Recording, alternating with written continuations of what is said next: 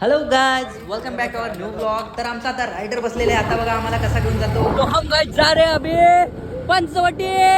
तर आता मी पोहोचलोय मुंबई नाक्यावरती आणि इकडनं पंचवटी फक्त 5-6 किलोमीटर दूर आहे आणि आम्ही आता फायनली पंचवटीला पोहोचलेलो. इथे आल्यानंतर पहिलं आम्ही अर्धनारेश्वर मंदिर याचं दर्शन घेतलं आणि पुढे गेलो. तर मित्रांनो, आता आपण आलेलो पंचवटीला, तुम्ही पाहू शकता.